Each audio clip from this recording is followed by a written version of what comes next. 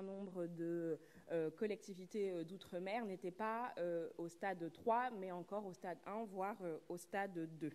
Et donc, une des ordonnances qui a été présentée prévoit au fond qu'un certain nombre de dispositifs que nous avions mis en place puissent être étendus. C'est le cas du sursis pour les expulsions locatives, ce qu'une précédente ordonnance prévoyait déjà pour les Antilles, la Réunion, Mayotte et Wallis-et-Futuna, est désormais étendue à Saint-Martin, Saint-Barthélemy, Saint-Pierre et Miquelon, après évidemment consultation des collectivités locales concernées. La ministre a enfin présenté une ordonnance qui adapte toujours l'état d'urgence sanitaire à la situation des collectivités du Pacifique.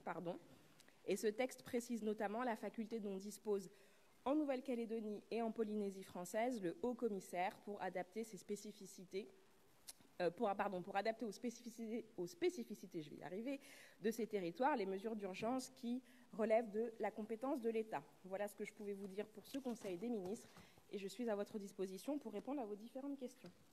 Bonjour, Grégoire Poussiel du journal Les Échos. Je représente aujourd'hui tous mes confrères. D'abord, première question sur les ordonnances. Est-ce que les ordonnances qui ont été présentées aujourd'hui en Conseil des ministres sont les dernières ordonnances qui seront prises dans le cadre du plan d'urgence ? Alors ça, je ne peux pas vous le dire à ce stade parce que vous aurez remarqué qu'un certain nombre des ordonnances que nous prenons aujourd'hui sont des ordonnances qui visent à ajuster en fonction des retours terrain, si j'ose dire, les mesures que nous avions prises précédemment. Nous avons déjà eu l'occasion de le faire à plusieurs reprises, ces ajustements, qui témoignent de notre volonté en permanence d'ajuster les dispositifs en fonction de la réalité des acteurs sur le terrain, qu'il s'agisse des particuliers ou des entreprises. Merci. J'ai plusieurs questions concernant le secteur de la restauration, de Samir Sfaxi pour CNews, de Mathieu Coache de BFM TV et de Frédéric Delpech pour TF1 LCI. L'inquiétude grandit de jour en jour autour des restaurateurs. Beaucoup estiment qu'ils ne pourront pas ouvrir. Quelles sont les pistes envisagées par le gouvernement sur la question de calendrier et des mesures mises en place ? Si le plan final n'est pas encore défini, ne devriez-vous pas donner quelques pistes pour rassurer une profession extrêmement inquiète ? Et par ailleurs, est-ce que la date du 15 juin est envisagée pour la réouverture des cafés, bars et restaurants ? Nous avons aujourd'hui, comme pour l'ensemble des sujets liés au déconfinement, à cette nouvelle étape qui interviendra après le confinement strict, nous avons beaucoup de discussions aujourd'hui, que ce soit des discussions évidemment au sein du gouvernement interministériel avec nos administrations, que ce soit des discussions évidemment avec les différentes parties prenantes. Et le secteur de l'hôtellerie, café-restauration a été reçu d'ores et déjà à 3 reprises sur le sujet du retour au travail par le ministre Bruno Le Maire. Donc on a cette ambition de concertation. On a aussi besoin de temps pour élaborer les différents scénarios de reprise d'activité. Donc je ne peux évidemment pas vous confirmer cette date du 15 juin. Ce que je peux vous dire en revanche, c'est que nous savons les difficultés particulières pour ce secteur qui ne pourra pas reprendre, comme l'a indiqué le président de la République, en même temps que les autres secteurs de l'activité économique et qui, à ce titre, devra être aidé en particulier. Et c'est la raison pour laquelle nous travaillons actuellement en concertation également avec le secteur pour avoir un plan spécifique d'accompagnement et d'aide pour les hôteliers, les cafetiers ainsi que les restaurateurs. Une question concernant les déplacements des Français, une question posée par Yannick Fall de France Info. Confirmez-vous le maintien envisagé dans un premier temps de la limitation des déplacements interrégionaux et si oui, pour combien de temps seront encore-ils limités ? Je ne confirme évidemment pas cet élément pour la bonne et simple raison que nous sommes aujourd'hui de manière très active aux côtés de Jean Castex, mais évidemment au sein de chacun des ministères, en train de travailler à cette stratégie de déconfinement et donc je ne peux pas apporter de réponse à cette information. Merci. Question de Rama Sofia Rajdi de USPA. Le président Emmanuel Macron, lors de son allocution du 13 avril, a promis une aide aux foyers défavorisés. Madame Henriette Steinberg, la secrétaire générale du Secours populaire français, a lancé un appel pour des fonds à la télévision aussitôt après pour éviter une crise alimentaire. Qu'en est-il de ces aides aux ONG des grandes associations et est-ce que les ministres français pourraient, à l'instar de leurs homologues autrichiens, bulgares ou marocains, verser un mois de salaire symbolique ? Merci. Alors, vous le savez, depuis le début de la crise, nous avons été extrêmement attentifs à ce que les personnes les plus vulnérables en France puissent bénéficier de dispositifs d'aide spécifiques. C'est ainsi que pour les personnes sans domicile fixe, nous avons ouvert des milliers de places d'hébergement supplémentaires. C'est aussi ainsi que nous avons prolongé la trêve hivernale jusqu'au 31 mai. Nous avons également mis en place des chèques services qui permettent d'accéder à des banques alimentaires, à de l'aide alimentaire pour des personnes vulnérables. Nous avons également fait le choix, c'est ce qui était présenté la semaine dernière lors du projet de loi de finances rectificative, d'accorder une aide exceptionnelle de solidarité aux familles les plus fragiles. Ce sont 4 millions de ménages et près de 1 milliard d'euros qui vont être distribués à ces familles, dans le courant du mois de mai, avec au fond cette certitude que le confinement fragilise d'autant plus ceux qui sont déjà fragiles et creuse des inégalités.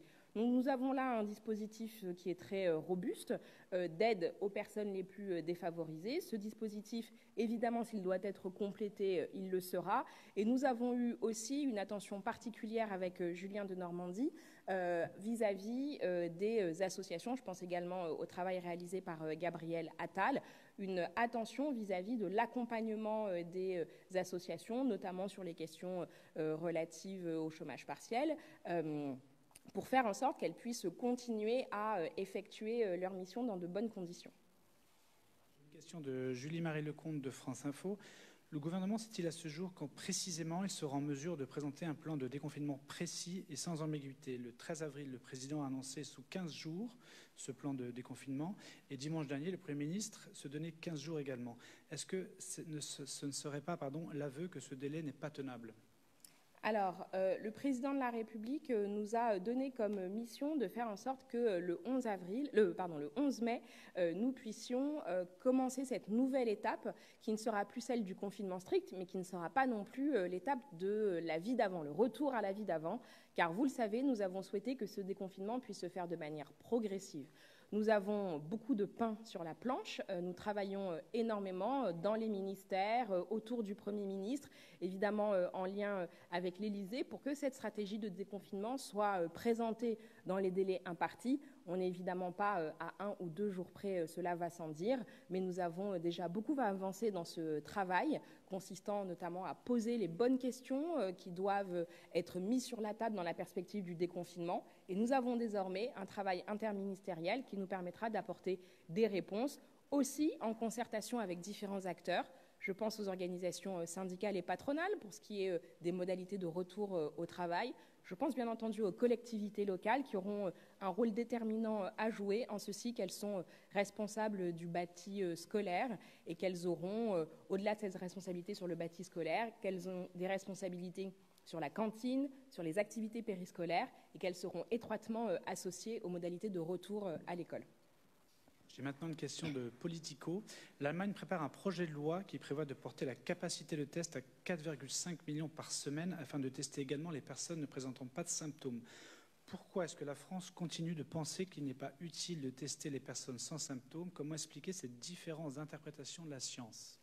Alors, évidemment, chaque pays, en fonction de sa situation locale, de sa situation nationale, a des stratégies qui sont différentes. Mais elles s'appuient au fond sur des fondamentaux qui peuvent être communs en matière scientifique. La stratégie française, elle a été simple depuis le début. Lorsque nous étions au premier stade épidémique, je pense au stade 1 et au stade 2, nous avions une politique consistant à tester systématiquement tous les cas possibles pour s'assurer que les personnes avaient bien le Covid-19 et évidemment tous les cas contacts autour de ces cas possibles.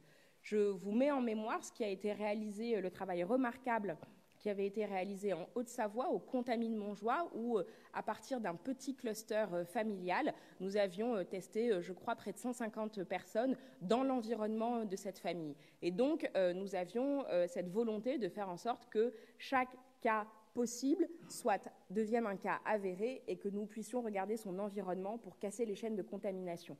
Dès lors que nous avons basculé dans un stade épidémique, ce fameux stade 3, nous avons basculé vers une surveillance syndromique. Autrement dit, dès lors que quelqu'un se présente chez le médecin ou en téléconsultation avec des symptômes faisant penser au Covid-19, il est traité comme quelqu'un ayant le Covid-19 avec une surveillance médicale ad hoc. Dès lors que nous sortirons du confinement dans lequel nous sommes, puisque dans le confinement, de fait, on s'isole lorsqu'on a des symptômes. On est isolé de fait. Dès lors que nous sortirons du confinement, nous serons évidemment amenés à augmenter notre capacité de test, ce que nous avons d'ores et déjà fait, puisque aujourd'hui, nous sommes, je crois, de l'ordre de plus de 20 000 tests par jour qui sont réalisés en France. Notre objectif est que lorsque nous sortirons du confinement strict, nous puissions disposer d'une capacité de test qui nous amènera, pour toutes les personnes qui présentent des symptômes, à pouvoir vérifier que ces symptômes sont liés au Covid-19, à pouvoir également tester les personnes qui auront été en contact. Et ça nous amènera à, au minimum, avoir une capacité de test de 500 000 tests par semaine. Une question de Julien Lécuyer de La Voix du Nord. Selon la stratégie définie par le Premier ministre dimanche dernier, des équipes d'enquêteurs vont devoir tracer les cas contacts lors du déconfinement. Combien seront-ils? Faudra-t-il, comme en Irlande, en recruter? Et oui, sous quelles conditions de formation?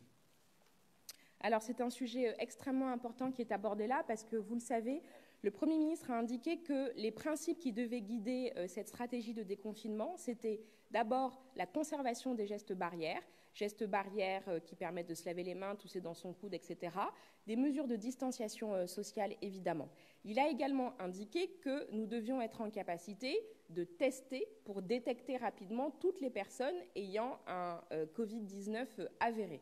Et il faut ensuite que nous soyons en capacité de, en quelque sorte, faire cette enquête, remonter la chaîne de contamination. Vous le savez, nous travaillons actuellement sur une application numérique qui a vocation à aider et faciliter ce travail. Il n'en demeure pas moins qu'une intervention humaine sera sans doute nécessaire.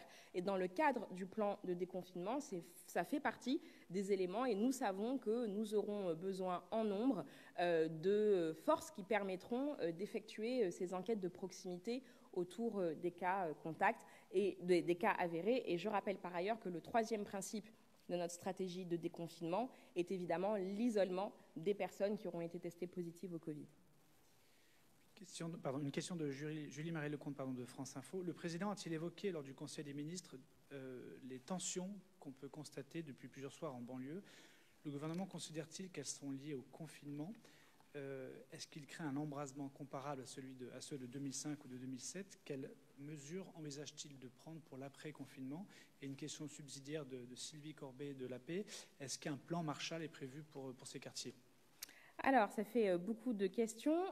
D'abord, je crois qu'il est important de dire que depuis le début de la crise, nous sommes évidemment restés sur l'ensemble du territoire national très attentifs aux troubles à l'ordre public qui peuvent émerger du fait de la période de confinement avec ce que ça implique. Vous le savez, nous avons constaté une hausse des violences intrafamiliales et donc on voit bien que cette période de confinement peut être génératrice de tensions.